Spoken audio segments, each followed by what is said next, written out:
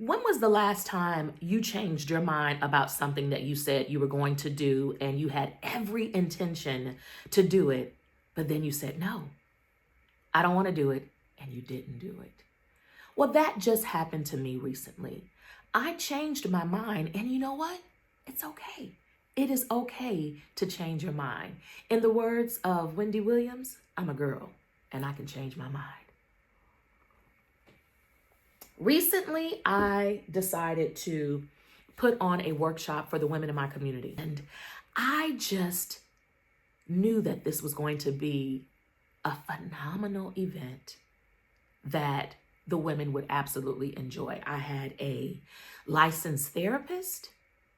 I had a licensed massage therapist. There was a wonderful meal planned, and we were going to be able to dig deep into how we can turn our pain into power.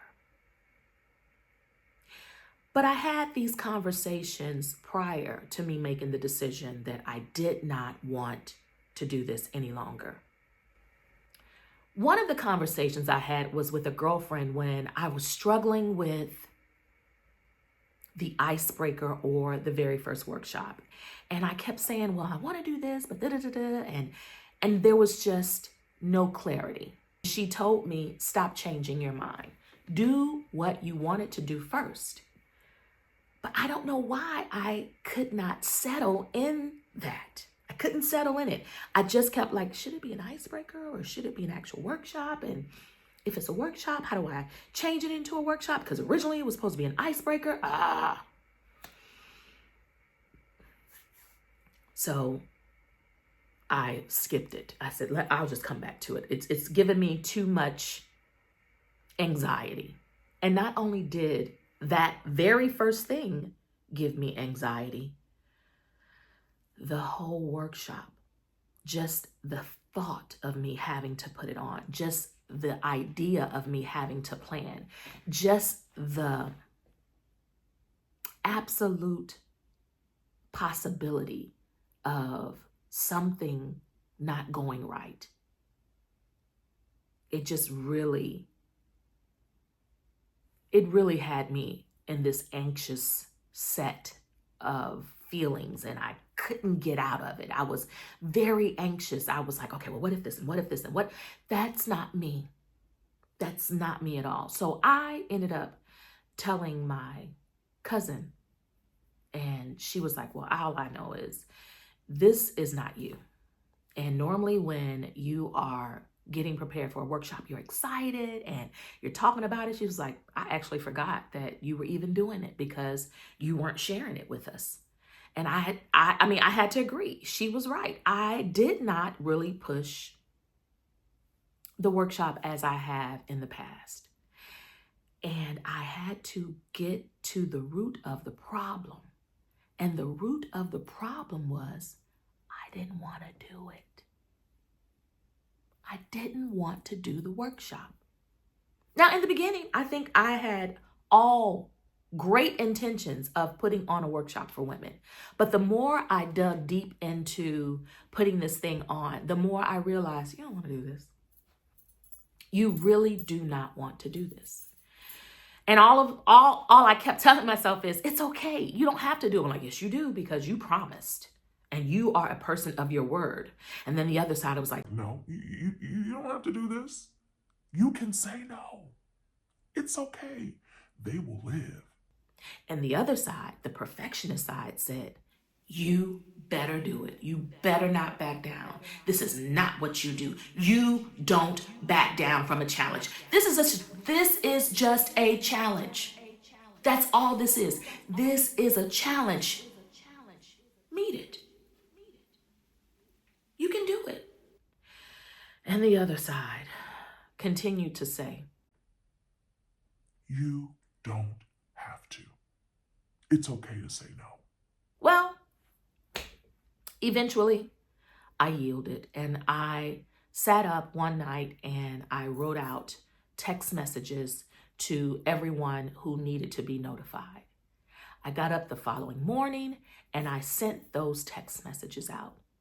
And the reason why I know canceling the event was the best thing for me was as soon as I sent the last text message, this is what I did.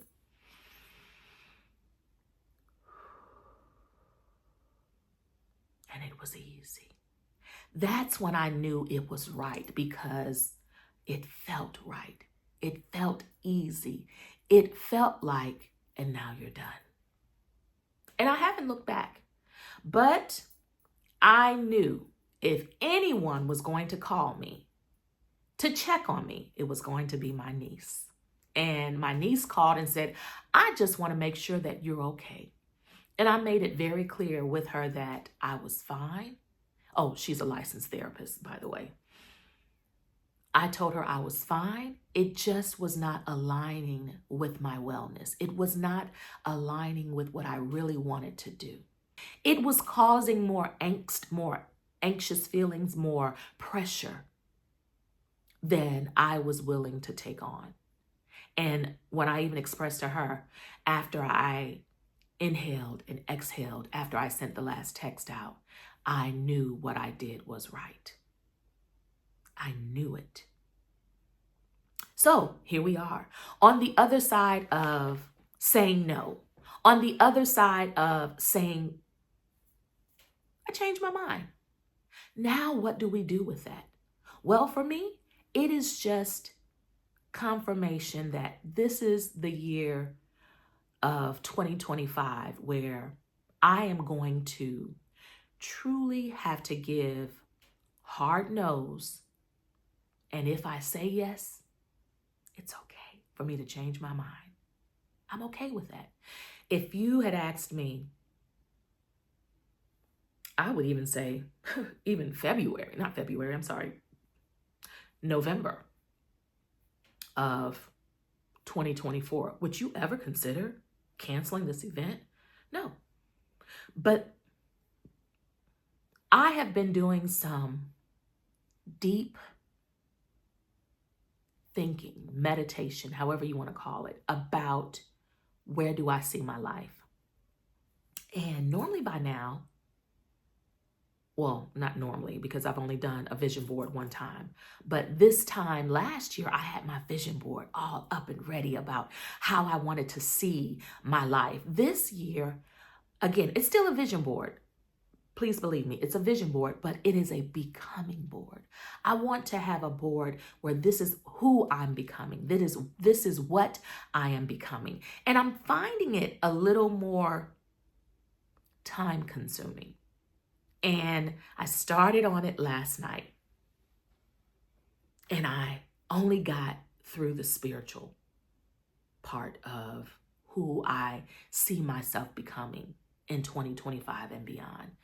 When I got to the spiritual part and just saw, oh my goodness, this is absolutely a spiritual thing as well. The reason why I had to say no. The reason why I had to change my mind. Probably do another video on that later, but I don't know why I started. I'm sure the universe said to me, unbeknownst to me, you need to start your becoming board with your spiritual life, with your spiritual growth. And when I tell you the aha moment I got just by putting how I wanted to see myself become, I'm like, I had to cancel. I had to cancel this event. And does it mean that I will ever, does it mean that I will never do the event? No. But as of right now, absolutely not. And I'm okay with that. So this becoming board is taking a lot more time, a lot more energy for me to put together because I'm being so proactive in how I see myself now and in years to come.